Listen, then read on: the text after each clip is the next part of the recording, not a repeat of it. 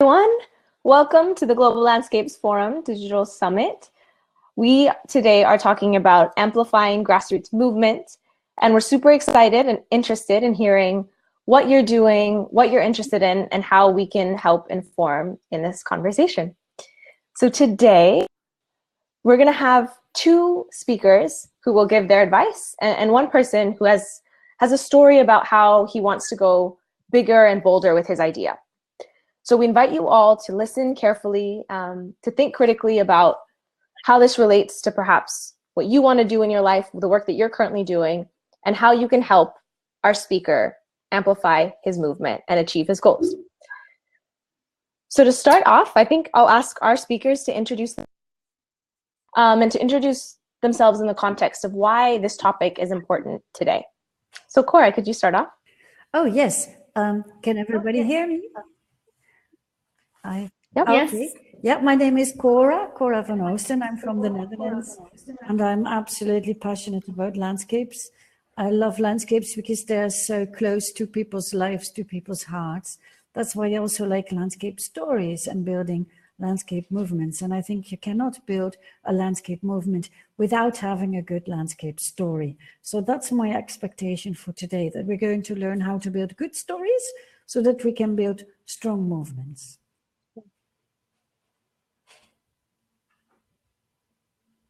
And next up, we have Pooja from the Global Landscapes Forum team. It's so nice to see so many people in this room. So that itself is an indicator of why we need movements and why we need it now.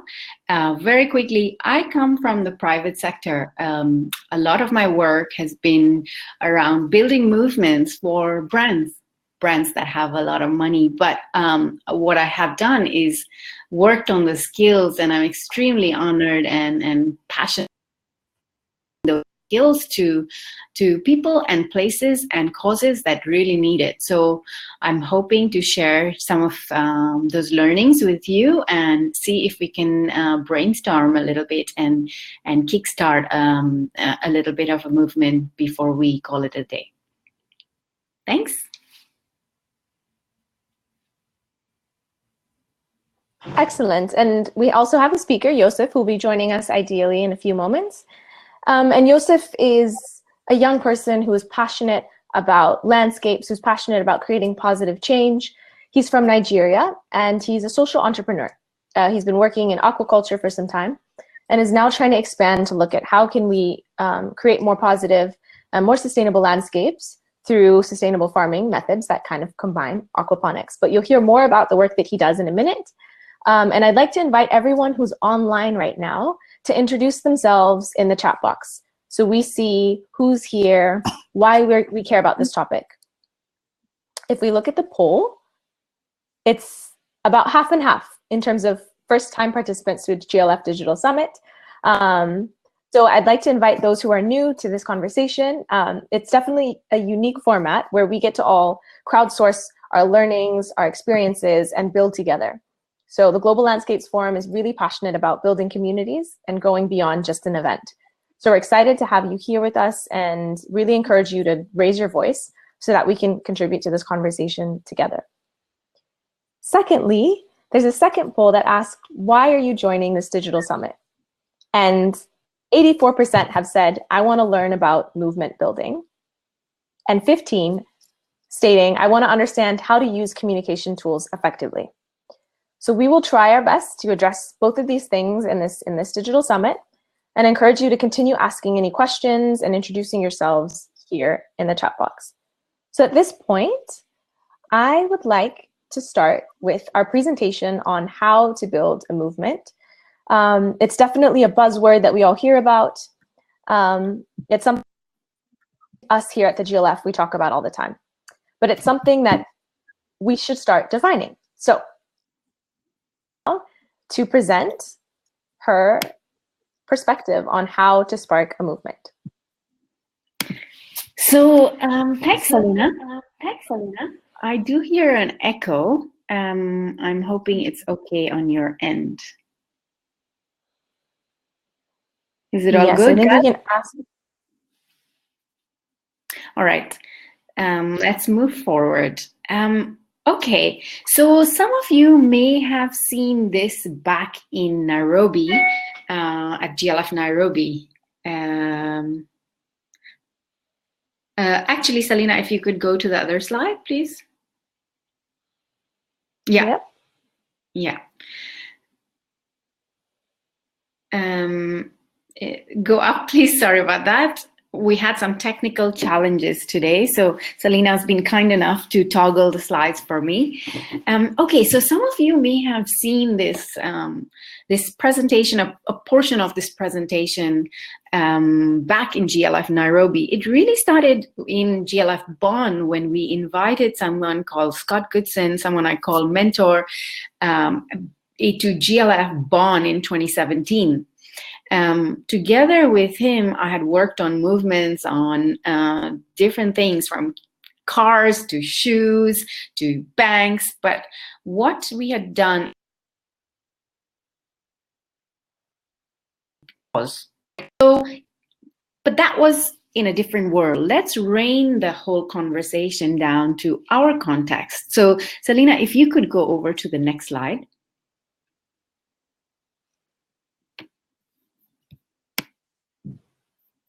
Right, so this is, not many of you know him, right? His name was Wal Konim, and he was based in Dubai at the time, working with Google, and many credit the whole Arab Spring movement to this guy. While the unrest was going on, this man was extremely moved after he saw a young person killed on the street during the unrest, and he could not take it anymore. So he set up a Facebook page, and people started responding to it. It was a channel for expression in an extremely oppressed society, where young people especially wanted to have a voice. So Selena, if you move on to the next slide, please. And so from that one Facebook page, people started calling each other for street meetings and street protests. And finally, we all know what went down at Tahrir Square in Cairo. And I wanted to share this first example with you as a way that that was used by a person using digital to really spark a movement that's far away from the private sector world into causes that are very, very close to our heart. I want to share another example with you. So if you move on to the next page. Bali, Island of the Gods. I'm sure some of you have been to Bali in Indonesia, but if you haven't, parts of it do look like this. But Selena, if you move on to the next slide, increasingly so, this is what has become of it today. Two sisters from the Green School. I saw some comments on the chat box saying that you were aware of this campaign. It's really such a favorite, Selena, if you go back. So these two sisters created a campaign. They are just high school girls, but they called it Bye Bye Plastics. And they really started drumming up on a local neighborhood level using Facebook, using digital. And slowly they were able to get the attention of their local ministers that then helped them press their cause. When they got the visibility, they went on a hunger strike. I am not proposing that hunger strikes are the order, but they did want to get the visibility and also corner the powers that be into action. So finally, after this happened, they were given a meeting, and plastic bags were thereafter or are on their way to being banned in Bali. So hopefully this will once again go back to the previous picture that you saw. But here's another example of how it takes one or two individuals to really align themselves with their passion and push towards a cause. And as you can see, digital is a very, very strong mechanism to do so. If you go on to the next.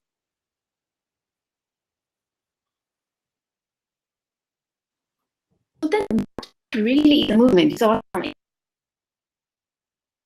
that's a bit abstract. So let's break it further. So next slide, please.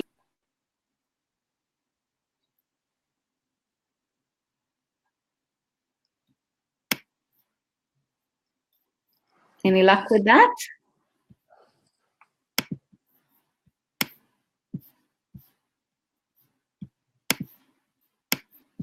Right. So I guess the easiest way to describe a movement is this act of mobilization, right? But not just mobilization in any direction. It's very specifically towards a shared purpose. Most people that join the movement have a shared passion or a purpose. Otherwise, it's not a movement. People may agree with you, but if they don't believe in it, it's hard to mobilize it. Next slide, please.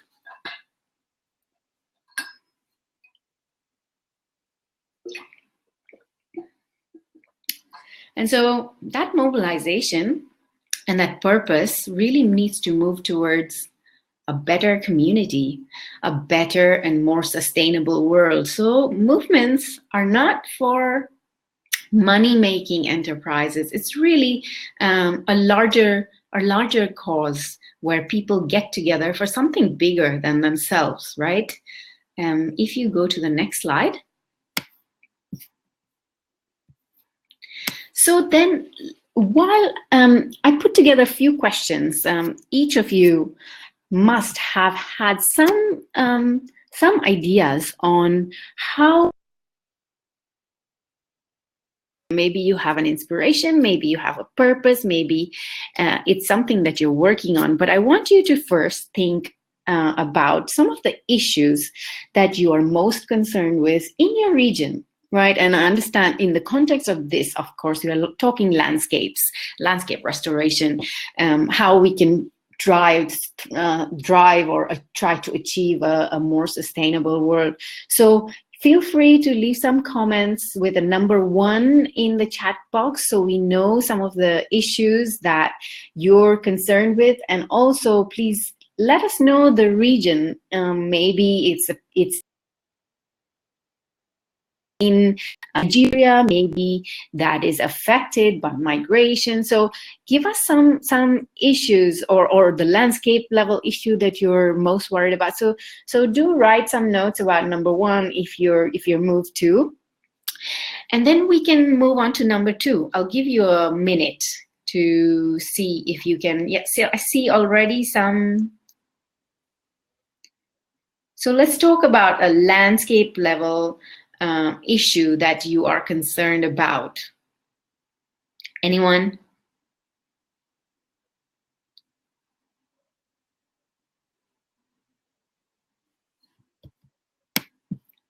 Okay, while we let people get warmed up, maybe we can go to number 2. I see someone here.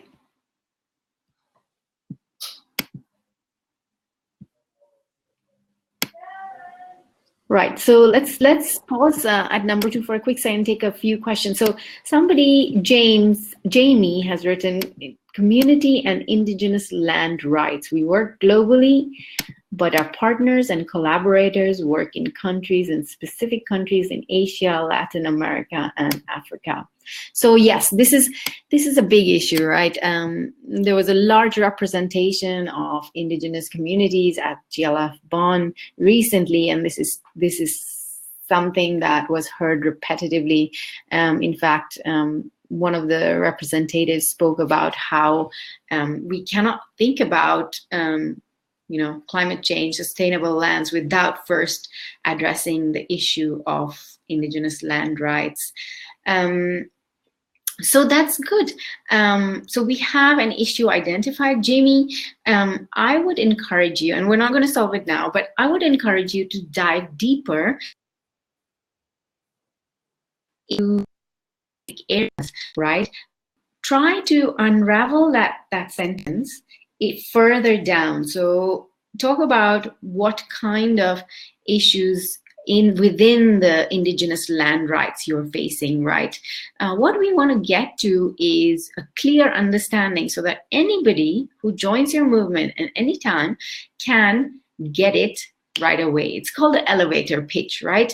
I'm sure you have a really clear picture, but let's say I want to be part of this movement. I want to know exactly what the issues are. If there are a few that are related to this one group, then feel free to bullet it out. Right? So then going on to number 2, thank you for listing a few more. If we have the time, we'll come back to it. But let's move on to number 2. So the next thing, so you've identified your issue, right? This is a land operation. Now, go to number 2. We need to think about what are the community implications that are stemming from this issue. What exactly do I mean? Basically, I think what we need to understand is a lot of us are from a world that understands reforestation, concepts of deforestation, what it could potentially do. But most of us, most of the people are worried about more basic things that touch their lives immediately. Can I get my next meal? Can my son go to college, right? So what we need to do is we need to understand this from a larger context, right? How can we inspire people at a larger scale? I used this example in Nairobi, I remember, where I asked for a show of hands. How many people in your sort of immediate vicinity understand the concept of, deforestation, reforestation, and really care about it, right? So for step number 2, what we're really doing is breaking it down to how it is affecting the community at large, right? I'll give you an example. So, and I think the video is up on our website or even on our YouTube. We covered a small case in Niger, where it was obviously the area was really going through deforestation, desertification, and people were leaving, right? People were leaving by bullock cart. They were going to the country, the cities to look for jobs, and the villages were becoming empty, right? So only the old people were left. So this is a case of migration efforts, right? And ultimately they solved it. But what happened, solved it through reforestation efforts, but they solved it, and finally they were able to curb migration. So what I'm trying to point to is this issue in the community that is happening because of this landscape level issue. Right, so going back to community and the indigenous land rights, is the land being taken away and being used in, let's say, other private sector projects that are stripping away the land or the topsoil. So we need to think about some large community issue. Okay, so once we're done with number 2, we could go to the next page. Right, so then now all we need to do is connect the dots in a tangible way so they make sense to people. So obviously, and we can talk about this more later, but obviously the goal is then we will build a clean narrative. You will build a story out of this movement, right? You will identify your landscape level issue. Number two, you will go on to elaborate on the community level problems that are being faced because of this issue, right? And you will draw a narrative. So people in your community may not be interested in like trees because they're worried about their next son leaving or their family leaving and leaving the cities. Maybe they are inclined because they have a personal investment in there. Right, so really think through how you can make it so that it resonates with people that are outside your immediate circle. Moving on to the next page.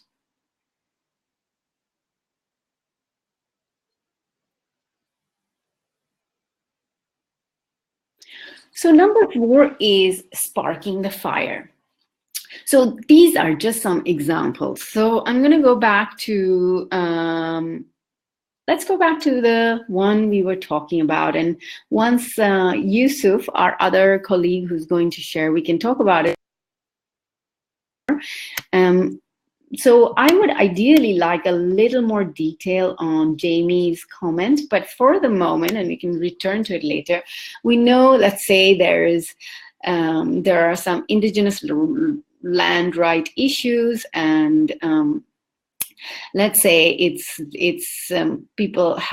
their land has been taken away and being used for private sector projects that may not be nurturing and protecting the land as it should be, and therefore leading to deforestation and arid lands. So in this scenario, you need to figure out who are you going to speak to, right? Who is your audience, so to speak? Who are you trying to drum up? You could go either way, right? You could get together, let's say, indigenous rights, indigenous communities that are most affected by their land, who are most inclined to stand up, right? Join the movement and spark the fire with you.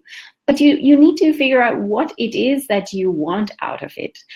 It could also be that you want to use this momentum to get the attention of the policymakers that have perhaps given the land, or that need to know about this scenario, right? So once you know the audience, you will figure out what kind of communication platforms they use, right? So are they digitally savvy? Are these policymakers in a specific country? And this is why the country context really comes in handy. So if I would say you would develop specific spark communication programs depending on the audience and the communication platforms they are into. So there may be some villages, like we might hear from Nigeria, that may not be using perhaps Twitter, but maybe they have Facebook, or maybe even they have radio. So you need to work on selecting communication platforms that most resonate. These are some examples, so we can just go on to the next slide. I think that might be it, and then we can hand over to Cora if that's... So this is an example of what we did, and I think this is a great way to catch the attention of policymakers. So I just, policymakers or anybody that you might be wanting to get attention of. When we shared the Niger film about the issue with migration and desertification and how they were able to curb it, we made a film. And we wanted people to see it, right? So instead of just tweeting about it ourselves and just posting it on our Facebook, we started tweeting at high-level people. One of them was a National Geographic journalist, right, who is very interested. So we did some back-end research. We found out, let's say, the names of the top journalists who are interested in Africa, interested in restoration issues, and we tweeted at them. And we tweeted at them, and we didn't really expect much. And he retweeted all about us, and he even mentioned a grant that was available for this kind of work. So this is an example of what we could do and with our communications, but the reality is we can't just post things on social media and expect them to do well. We need to move forward and really work on being proactive with it. If you want to, please. All right, so this is a good time to pause for now. What we're going to do is I'm going to hand it over to Cora, my favorite colleague, because she's so passionate about landscapes. So she'll give you a little more of the contextual piece, and then perhaps we'll get Yusuf back on to talk through his case study, and we can come back to doing a little experiment if time allows. Okay, so I think, Selena, it's over to me now. I'm sharing my screen. Thanks, Cora. Can you all see my screen? Not yet. Not yet. I will need assistance because I want to build on Pooja's story. That is how to create a movement. Now, how to create a movement, I think, is start by having a good story. And I'm going to show you how you can build a good story. Can you already see my screen? Yep. Yes, you can. Because I absolutely agree with Pooja. Building movements, it's the time, and digital movements are the most powerful there are. But there is no movement without a good story. Now, how to build a good story? Okay, here we go.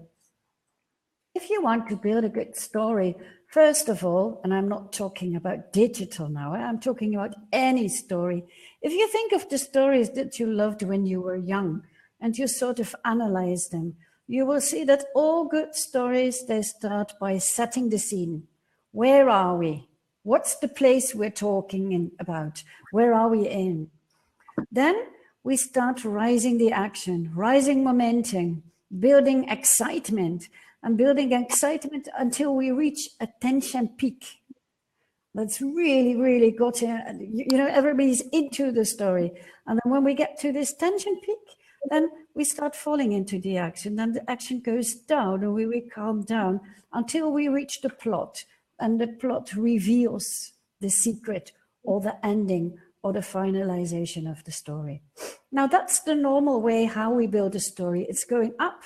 It's up, it's peaking, then it's going down, and it's going back to the plot. Now, we're talking about landscape stories. And landscape stories are not just any stories. Landscape stories directly relate to place. They directly relate to the landscape we are in. So the setting, the scene is of utmost importance. But this scene, this context, remains to be important throughout the action, throughout the tension peak, throughout the falling action, and particularly in the plot. Let me give you a short example on how to build a good landscape story. Okay, I'm going to take you to Kenya. And within Kenya, I'm going to take you to Naivasha. Naivasha, not that far from Kenya. Naivasha is a lake. Naivasha is a beautiful lake in a beautiful hilly area. It's a green, lush area, and it's beautiful, lots of water, and people are very happy. But because of that happiness, a lot of economic activities have developed over the past few years. We've seen wildlife, we've seen agriculture, we've seen rising tourism, we saw industry growing, and we also saw the flower industry, roses in particular. Foreign direct investors who are investing in the garden, in the flower industry, and using the water of the lake to grow flowers. Now, that flower industry was really attractive because it brought employment to the people. And because of that employment, we saw small cities emerging, small towns, roads developing. We saw people migrating to the cities, and the cities grow and coming bigger. We saw more herdsmen because more urban people eat more meat and drink more milk. And we saw agriculture growing, commercial agriculture, subsistence agriculture. We saw a lot of development, really vibrant development, but with the implication that all these developments were putting a pressure on the water, and the lake started to shrink, and the lake started to shrink further. There was less and less water available, and that, of course, created a conflict. Actually, it created many conflicts. Herdsmen accusing farmers of using too much water, farmers accusing urban population for using too much water, then everybody blaming the floriculture, the rose growers, of using far too much water. Chaos, fight, tension, peaking. Okay, what happened next? Stakeholders or actors in the area decided to come together. They said, hey guys, we can continue killing each other, but we can also try to find a common interest or a common concern. And our common concern is that the lake is shrinking and there is shortage of water. So why not stick our heads together and make a proper plan?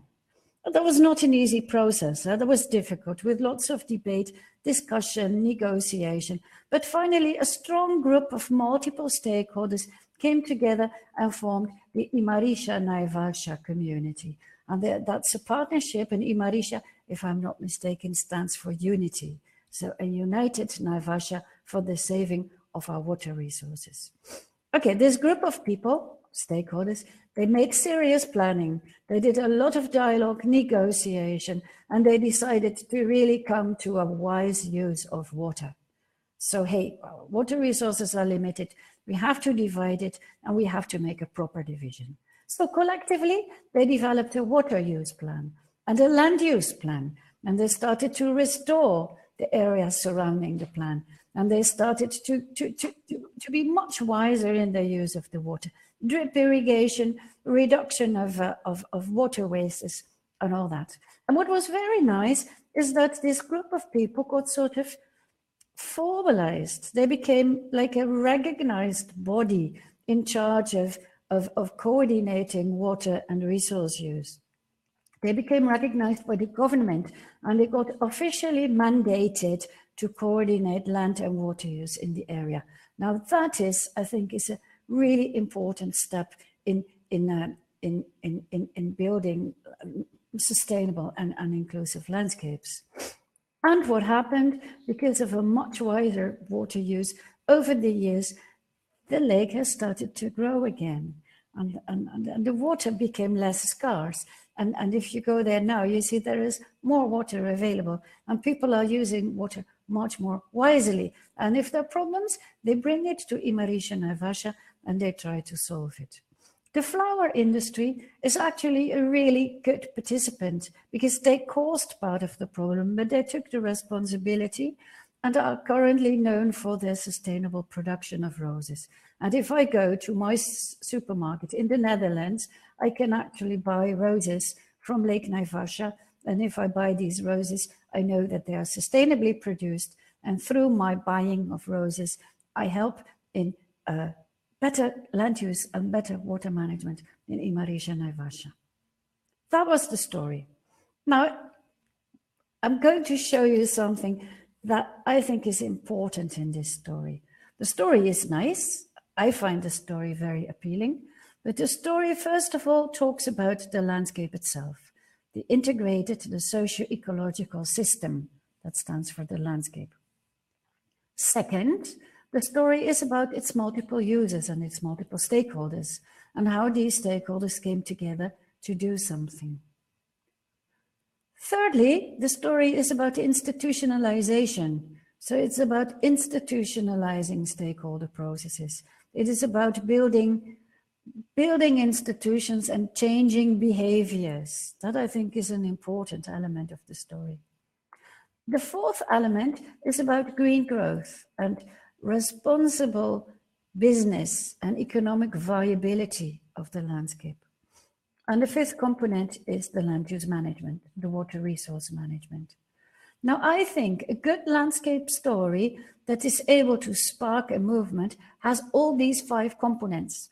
But it has these components, it doesn't matter the order. I sometimes compare it with the spider, the spider sitting on the landscape, weaving a web, connecting these 5 components and building a story that has all 5 irrespective of its order. So in conclusion, a good landscape story is about place. It's about people, the stakeholders. It's about institutionalization, changing systems and behaviors.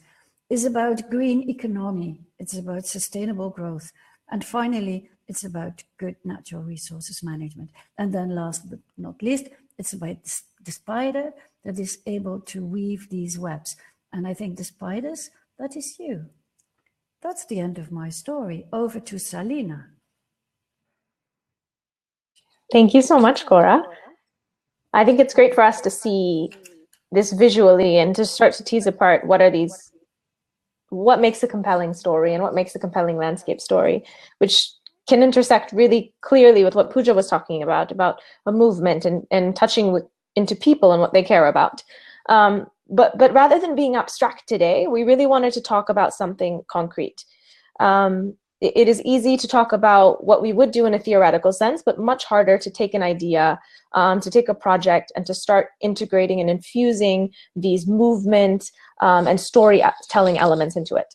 And for this reason, we've invited Joseph to join us in this digital summit so that he could present where he's at today on a project that he's extremely passionate about, that he's worked on for a few years, but is looking to take to the next level. So we're hoping that both Pooja, Cora, myself, and everyone who's watching live can help Joseph brainstorm how he can get to that next level. So Joseph, I'd like to invite you to introduce yourself, and I will guide everyone else through your presentation. All right.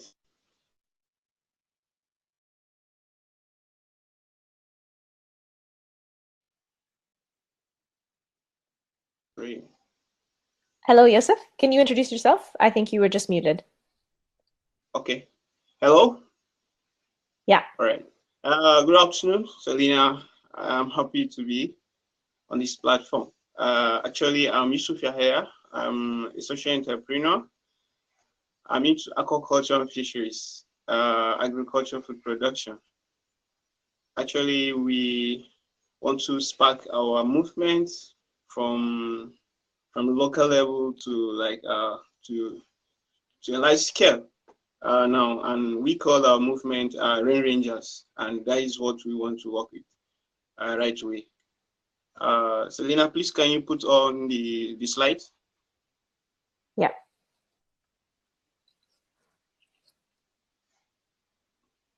Good.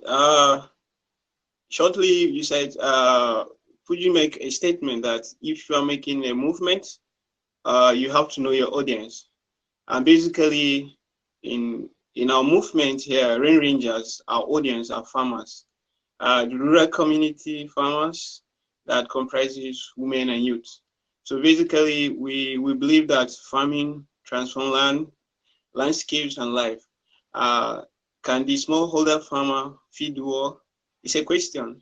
And based on our movement, we are going to prove it that a smallholder farmer can feed the world. Please, next slide.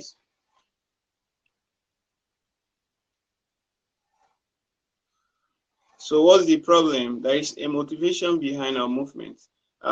We see there is lack of decent work in Africa. There's a lot of poverty, and we don't see agriculture as a work. We don't see it as like as a job. So definitely we will not be like a kind of unproductive. We'll be unproductive in terms of agricultural food production. So we decided to use the source of motivation in agriculture to make it productive, so that we can provide food security and increase agricultural food production. So Selena, please, next slide.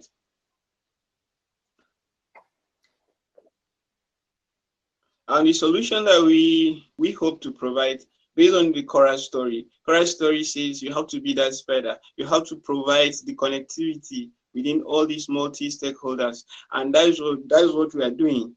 Rain Rangers, we are the spider, and then we make sure that we provide input supplies to these smallholder farmers, output markets, and technical assistance in terms of food production, agricultural production. And most of the farmers in the community, rural community, they have, let's say, financial problems.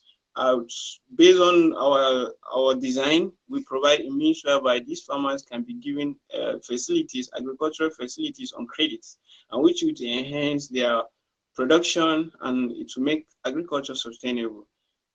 Please, next slide.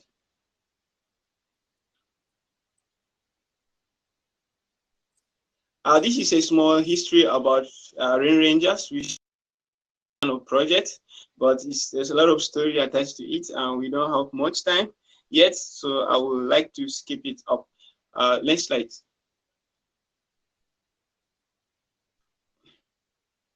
This is a case study. We have proved it. We studied project at Panyam Fish Farm in Plateau State. Then later on, we scale it up to Zaria, where we train and empower farmers. And based on what we are doing, we found out that Rain Rangers network is expanding. Over people are coming in. So if we can scale this movement from local community to reach more farmers, our target is to reach, let's say, at least 200,000 farmers. And we can do it based on the data we have on ground. Please, Selena, next slide.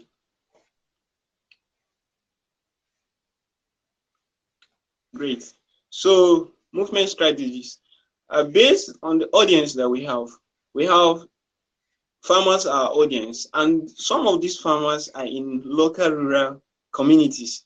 Some of them, they don't use smartphones. Some of them, they use ordinary phones that they are not smart. So you cannot wait. There is no way we can say we can reach these farmers using social media like Facebook or Twitter, because they don't use it. They don't even know what is it. So the best way to reach out to these farmers, we design an approach that we call it in-person approach, whereby we spread this message locally to farmers using word of mouth. And then we also encourage the, let's say, the leverage of like radio stations. We use radio stations to promote the program. And then later on, for the youth that are in cities and some urban rural areas, urban communities, definitely we use like social media such as Facebook, Instagram, and Twitter to reach to them. And after we reach to them, then we collect those data from farmers, and then we'll also generate like volunteers. And after we collect the data, we selection process. We select those farmers that have, let's say, farmland, and they can cultivate crops. Then we orient them and train them on our own procedures of farming activities. And then we implement our projects and empower them with the tools that we already initiated. And then we monitor and evaluate the progress of the project. So it's a kind of very simple movement that we're going to create both online and offline, which I think is going to be the best approach for this particular design. Next slide, please. Sustainability. How can we keep our project sustainable? Definitely.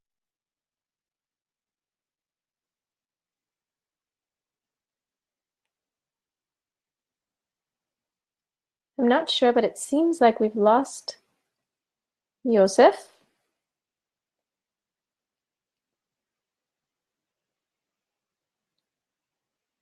Can anyone hear Joseph, or should we continue on? Yep, we've lost the spider. Okay, we'll try to get Joseph back. In the meantime, I know he was almost done with his presentation. And it was really focusing on how do we make this a sustainable movement? It's not just about getting a message one-off, getting a moment, for example, like when we have these international days, we have December 5th, and you throw this big campaign, you get the word out, and then you're not able to actually change behavior in the long term. You're not interacting with the institutions that Cora was talking about. So capacity building is a crucial element to ensuring sustainability. The collaboration and partnership plan, engaging with institutions, ensuring that there's a strong framework that this can carry on. Monitoring and evaluation as aspects that he feels are crucial for evaluating what your community needs, because as you go throughout time, your movement may have to shift. Your audience may evolve in a certain way, and they will have different needs. So I think there's that aspect of reflexivity that needs to be included.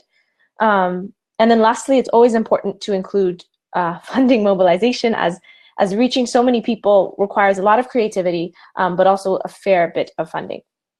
I'm gonna go on, as I know Joseph may not be back and has asked me to finish. In terms of the next steps, and I think this is where we can all give Joseph some feedback, is taking this idea further. So how do you create the collaboration and the partnership development plan? What is that mass campaign and awareness raising that will really grab people's attention? At what point do you start thinking about funding and getting the money in? And really talking through the aspects of implementation that can bring new challenges to your initial plan, which can be well thought out, but will always include some challenges that need to be thought about. So I think that there's many of us here who have extensive experience with working with communities and different projects, and can definitely give some advice in terms of what are the pitfalls, where may be the roadblocks that he will find. And so at this point, that is the conclusion of Joseph's presentation on Rain Rangers. And this is a project that we hope Joseph will grow and expand on, and that we can help him get better with. So I, at this point, would like to invite Cora and Pooja back online, and we'll see if we can get Joseph back as well. But I think this is a great time for everyone to really give their feedback. Yeah, to Joseph's project. Shall I make a start? Yeah. I really, what I like is the rainmakers, the concept of rain. And if I were Joseph, I would have started his story with the rain. Why is it called rain? And how are these rainmakers bringing the rain back? And I really appreciated the story. I think it is a great story. It's an evidence-based story, and it covered the whole cycle. He sketched the setting, he sketched the situation, then he brought in the internal stakeholders, then he brought in the external institutions. He created platforms and institutions that can bring the message to a higher level. Then he got in the funding mechanisms and the support that he needed to create the movement. And he found the right communication channels to have it sparked. I think Joseph is absolutely the spider, and I greatly admire him for that. And I'm sure his movement will grow. But I think by using this concept of rain and making rain, and you can make the story even more compelling, so that people hear the story and say, yeah, this is really cool. I want to be part of this. So that just in a few minutes, you can tell the story and draw everybody in and send it out to the world. So great, admirable story can be made a little bit stronger to really take off.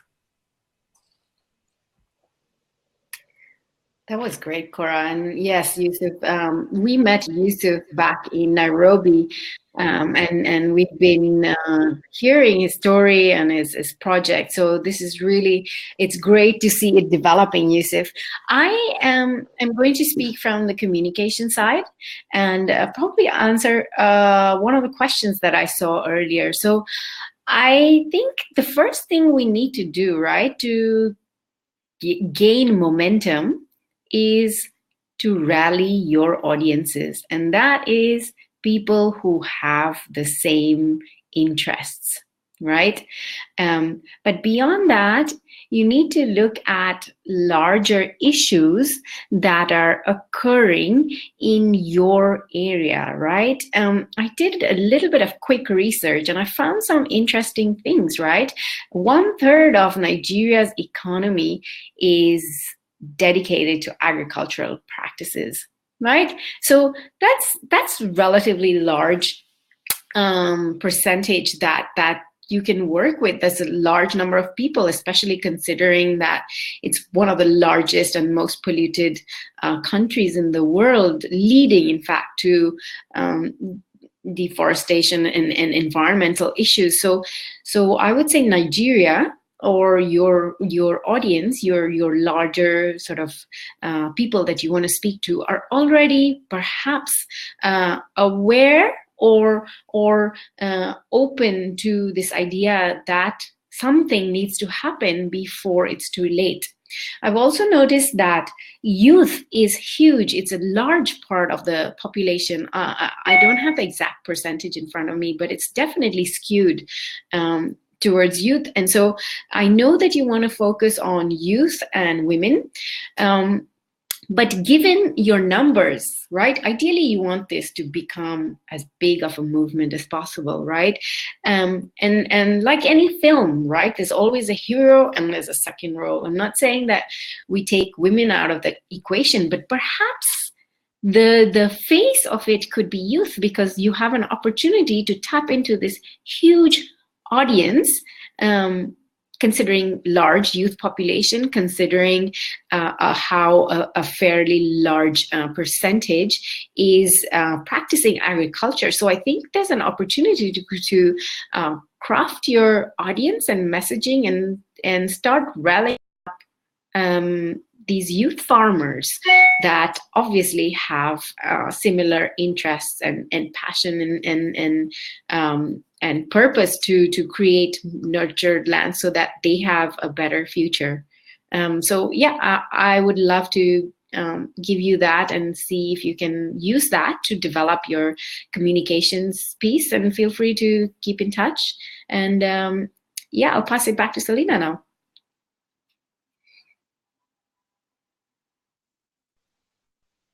So much, Pooja and Cora, and I'd like Yusuf to give you the feedback that has been coming in from those who've been listening. And there were definitely, you've definitely, I think, sold us to some extent, that we felt like, okay, this is a project that should be practiced at a large level, that can be the future and is promoting something positive that people are buying into. But at the same time, in terms of implementation, there's some input saying, you know, perhaps volunteers are an unsustainable way to think about implementing it. That there may be challenges in terms of what will someone get in return if they are a volunteer. So that's something always to keep in mind. And definitely some input on how we should all start contributing in the same way that you are, joining your movement and making a push and supporting each other as a whole, from Niraj. So there's also a comment that says, big can be dangerous if not properly funded. And this is something that I think we should all think about when talking about sustainable movements, you know, not wanting to engage people and engaging a large amount of people, but not having the ability to continue to have it grow. So I think Pooja's input in terms of having a strong face of the movement, and something that will not only be compelling to your audience and your customers to an extent, but also to those who will be funding it. So what is your story like for the funders? How is that story tightly aligned with what their needs may be, so that you will have the funds to make this a sustainable movement that benefits everyone? So I, at this point, would like to perhaps ask Cora, Pooja, Yusuf, and myself to make some closing remarks on this, and everyone else to kind of pipe in on their takeaways from this conversation. Yeah, and we'll see where we can get this going in the future. But thanks so much for joining us for this hour. Cora? Final remark. That is a difficult thing to say. First of all, Yusuf, congratulations with your wonderful work. I see a lot of comments on volunteers. Yeah, you're so welcome. Happy to see you again. I see comments on volunteers and that voluntary work is not sustainable. I disagree. I totally disagree. Because I think if you live in a place and you want to make your place a better place, it's your responsibility to do so. Great if you can be paid for it, but don't let yourself be kidnapped by a foreign project which seems to know better what needs to be done in your place. I think voluntary action is the most sustainable action there is, because it's carried and done by the people themselves, and they know best. Of course, money helps, but only if it's supportive to your own ideas. And your own ideas, they can be really strengthened by building a good and a collective story, a story that is shared by everybody, that everybody believes in, and that story that people believe in, if you find, like Pooja was saying, if you find the right communication channels and blast it so that it can grow, I think you have a bright future. That's my comment. Thank you, Cora. Pooja, do you have any additional final comments? Yeah, I think it's to Yusuf. Yusuf, I really believe that you've got your audience and you've got your tactical channels. I would focus on what Selena said, like building out your story, your elevator pitch in a way that that resonates not just with your audience, but also to potential funders, government people. And remember, a story needs to tap into larger issues that are outside world. You want it to be picked up by newspapers, and the only way you will get exposure is if you link yourself to these larger issues and events that are going on in your country or in your region. I'm happy to send you some feedback if you wanna send me some information by email, but I guess movement building is really, at the end of the day, from a communication perspective, is you want to grow it as big as possible. You don't want to get this just stuck to the neighborhood level, because you are trying to do something big. So think big. That's it from me. Thank you so much, Pooja. And Yusuf, do you have any final comments on this conversation and any reflections on this summit?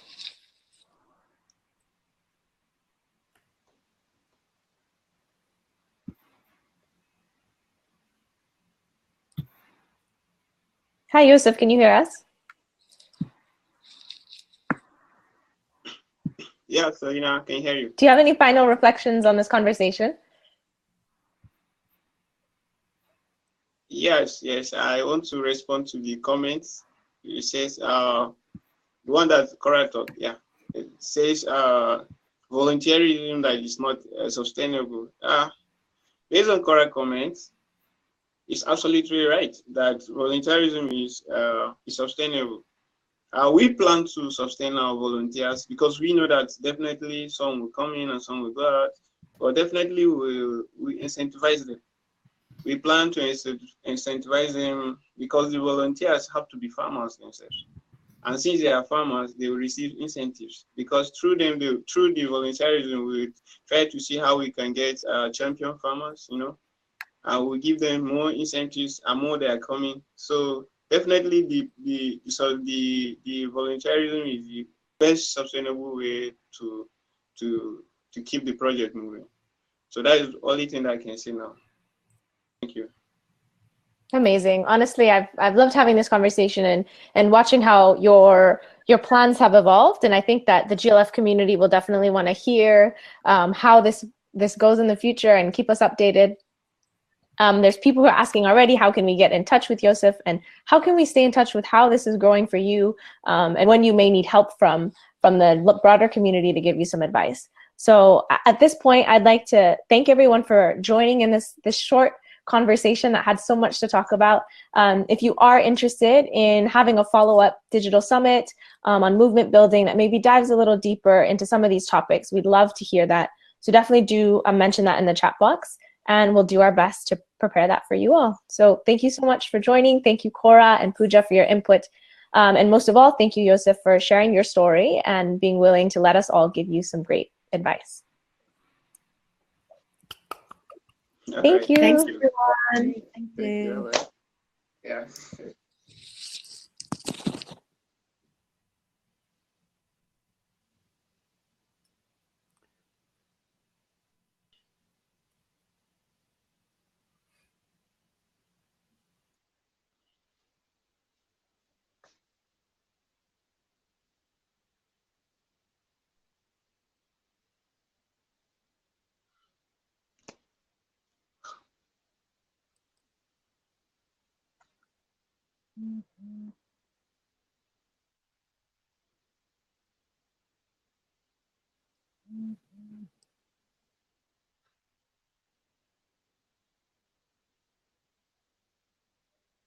Yes, we have.